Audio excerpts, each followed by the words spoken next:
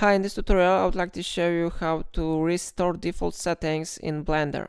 There are sometimes situations when we make changes in settings of Blender and they are being saved. We may forget about it. Then one from the solution is to restore the default settings. So if you want to do it, I recommend you to use one simple method. Normally I use it when I have problems with changed settings and I want to restore them to defaults.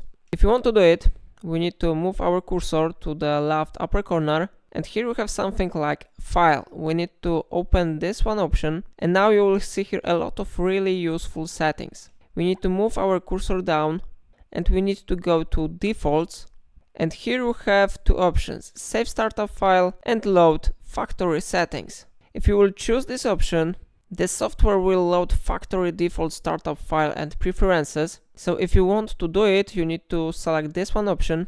And of course we have here warning because I didn't save the file. I recommend you to save the file before you will do it, because if you will not save your file, Proceeding will abandon your changes. So it is really important, remember about that. So now I click load button, and like you see, all settings have been successfully set to default.